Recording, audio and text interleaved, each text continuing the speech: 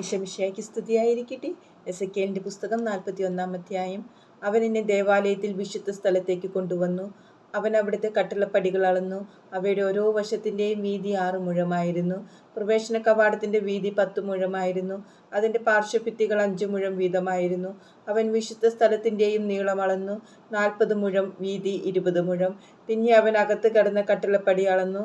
കനം 2 മുഴം, കവാടത്തിന്റെ വീതി 6 മുഴം, പാർശ്വഭിത്തികൾ 7 മുഴം. വിശുദ്ധ സ്ഥലത്തിനപ്പുറമുള്ള സ്ഥലം അവൻ അളന്നു. അതിന് 20 മുഴം നീളവും വീതിയും ഉണ്ടായിരുന്നു. അവൻ എന്നോട് പറഞ്ഞു, ഇതാണ് ശ്രീകോവിൽ. പിന്നെ അവൻ ദേവാലയത്തിന്റെ ഭിത്തിയുടെ കനം അളന്നു. 6 മുഴം. ചുറ്റുമുള്ള പാർശ്വഭിത്തികളുടെ വീതി 4 മുഴം. പാർശ്വമുറികൾ 3 നിലകളിലായി 30 വീതം. പാർശ്വമുറികളെ താങ്ങി നിർത്തുന്നതിന് ദേവാലയത്തിനു ചുറ്റും തുലാങ്ങൾ ഉണ്ടായിരുന്നു. ദേവാലയ ഭിത്തിയായിരുന്നില്ല അവയെ താങ്ങി നിർത്തിയിരുന്നത്. ദേവാലയത്തിനു ചുറ്റുമുള്ള തുലാങ്ങളുടെ വലിപ്പമനുസരിച്ച് മുകളിലേക്ക് ചെല്ലുന്തോറും പാർശ്വമുറികളുടെ വിസ്താരം ഏറി വന്നു. താഴത്തെ നിലയിൽ നിന്ന് മധ്യനിലയിലേക്ക് പോകാൻ ദേവാലയത്തിന്റെ അരികിൽ ഒരു ഗോവണിയുണ്ടായിരുന്നു. ദേവാലയത്തിനു ചുറ്റും ഉയർന്ന ഒരു തറ ഞാൻ കണ്ടു. പാർശ്വമുറികളുടെ അടിത്തറയുടെ അളവ് 6 മുഴമുള്ള ഒരു പൂർണ്ണദണ്ഡായിരുന്നു. പാർശ്വമുറികളുടെ പുറം ഭിത്തിയുടെ കനം 5 മുഴമായിരുന്നു. തറയുടെ ബാക്കി ഭാഗം 5 മുഴം.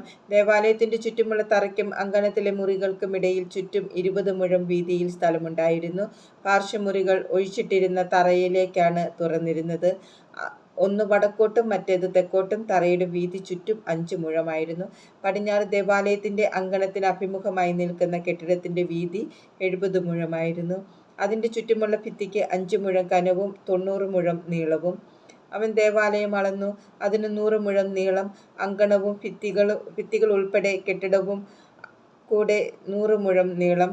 ആലയത്തിന്റെ കിഴക്കേ മുറ്റവും കൂടി 100 മുഴം വീതി. അവൻ പടിഞ്ഞാറ് വശത്തെ മുറ്റത്തിന് അഭിമുഖമായി നിൽക്കുന്ന കെട്ടിടം ഇരുവശത്തുമുള്ള ഭിത്തികൾ ഉൾപ്പെടെ അളന്നു. 100 മുഴം നീളം.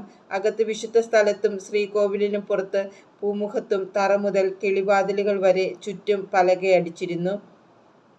കിളിവാതിലുകൾക്ക് അഴിയിട്ടിരുന്നു. മറയ്ക്കാൻ വിരിയുമുണ്ടായിരുന്നു. വാതിലിന് മുകളിലേക്ക് ശ്രീകോവിലിന്റെ അകത്തും വിശുദ്ധ സ്ഥലത്തും ഭിത്തിയിൽ ചിത്രപ്പണികളുണ്ടായിരുന്നു.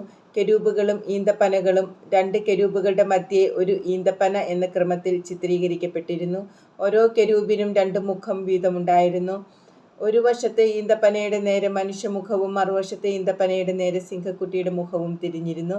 ദേവാലയം മുഴുവൻ ചുറ്റും ഇങ്ങനെ കൊത്തിവച്ചിരുന്നു. ദേവാലയ ഭിത്തിയിൽ തറ മുതൽ വാതിലിന്റെ മേൽഭാഗം വരെ കെരൂബുകളുടെയും ഈന്തപ്പനകളുടെയും ചിത്രങ്ങൾ കൊത്തിയിരുന്നു. വിശുദ്ധ സ്ഥലത്തിന്റെ കട്ടിളക്കാൽ സമചതുരത്തിലായിരുന്നു. തടി കൊണ്ടുള്ള ബലിപീഠം പോലെ തോന്നിക്കുന്ന ഒന്ന് വിശുദ്ധ സ്ഥലത്തിന് മുമ്പിലുണ്ടായിരുന്നു. അതിന് 3 മുഴം ഉയരവും 2 മുഴം നീളവും 2 മുഴം വീതിയും ഉണ്ടായിരുന്നു. അതിന്റെ കോണുകളും ചുവടും വശങ്ങളും മരം കൊണ്ടുള്ളതായിരുന്നു. അവൻ എന്നോട് പറഞ്ഞു, ഇത് കർത്താവിന്റെ സന്നിധിയിലെ മേശയാണ്. വിശുദ്ധ സ്ഥലത്തിനും ശ്രീകോവിലിനും ഈ 2 വാതിലുകൾ ഉണ്ടായിരുന്നു.